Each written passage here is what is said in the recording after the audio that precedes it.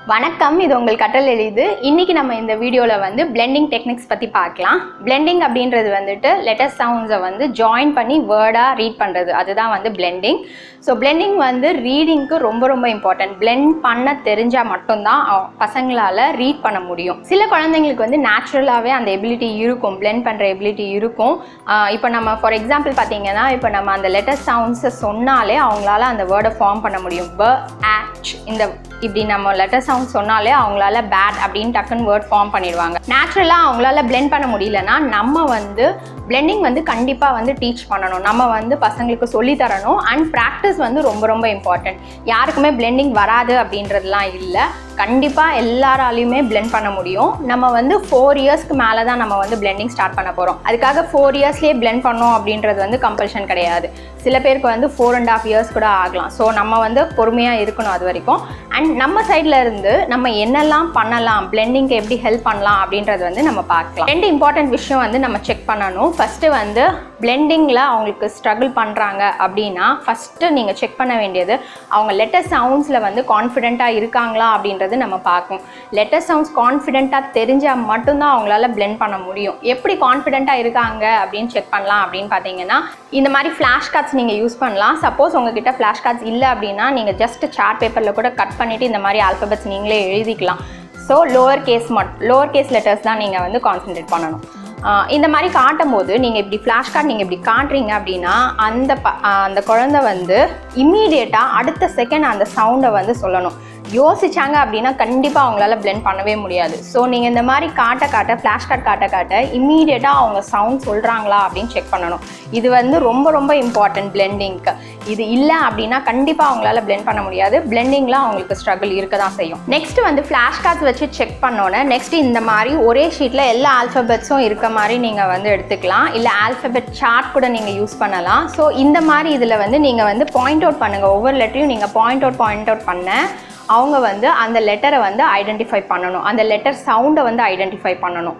So நீங்கள் வந்து கண்டினியூஸாக நீங்கள் மாற்றி கேட்கலாம். ஸோ இதுவே நீங்கள் வந்து நல்லா ப்ராக்டிஸ் கொடுக்கலாம். ஸோ இதில் வந்து கான்ஃபிடென்ட் ஆகிட்டாங்க அப்படின்னா மோஸ்ட்லி 50% ஆஃப் த சில்ட்ரன் இதில் கான்ஃபிடென்ட்டாக இருந்தாங்க அப்படின்னாலே பிளெண்ட் பண்ணிடுவாங்க.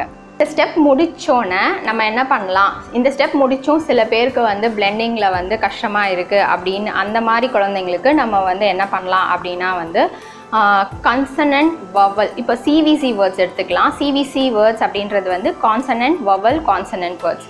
இப்போ வந்து கேட்டில் பார்த்தீங்கன்னா சியும் டியும் வந்து கான்சனன்ட்ஸ், ஏ வந்து வவல். ஸோ இதுதான் வந்து சிவிசி வேர்ட்ஸ் அப்படின்னு சொல்லுவோம். இந்த சிவிசி வேர்ட்ஸில் வந்து ஃபஸ்ட்டு கான்சனன்ட்டையும் வவல்லையும் நம்ம வந்து ஸ்னாப் பண்ணுறோம்.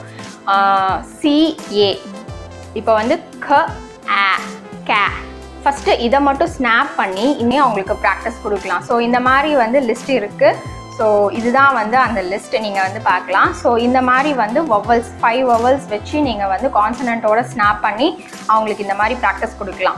இந்த கான்சனன்ட் வவல் ஸ்னாப் பண்ணுறது வந்து எல்லாருக்குமே கண்டிப்பாக பண்ணணும் அப்படின்னு அவசியம் இல்லை. யாருக்கு ரொம்ப வந்து பிளெண்டிங்கில் வீக்காக இருக்கிற பசங்களுக்கு மட்டும் நம்ம பண்ணால் போதும். மோஸ்ட்லி அவங்களே வந்து பிளெண்ட் பண்ணிடுவாங்க, தனி லெட்டர் சவுண்ட்ஸ் வச்சு அவங்க பிளெண்ட் பண்ணிடுவாங்க. சப்போஸ் அவங்களால முடியல அப்படின்னா மட்டும் இந்த மெத்தட் யூஸ் பண்ணலாம். இன்னொரு மெத்தட் எப்படி யூஸ் பண்ணலாம் அப்படின்னா வந்து இந்த மாதிரி ஃபேமிலி வேர்ட்ஸ் யூஸ் பண்ணலாம். ஃபேமிலி வேர்ட்ஸ் அப்படின்னா வந்து இப்போ ஃபஸ்ட்டு வந்து ஆட் இதை மட்டும் ஃபஸ்ட்டு பிளெண்ட் பண்ண சொல்லி கொடுத்துட்டு அதுக்கப்புறம் அந்த ஆட் வேர்ட்ஸ் எல்லாமே வந்துட்டு பிளெண்ட் பண்ண சொல்லலாம். சாட், பேட், மேட், இந்த நிறைய ஃபேமிலி வேர்ட்ஸ் இருக்குது. ஸோ ஒவ்வொரு ஃபேமிலி வேர்ட்ஸும் எடுத்து நம்ம வந்து பிளெண்ட் பண்ணி நம்ம சொல்லி தரலாம்.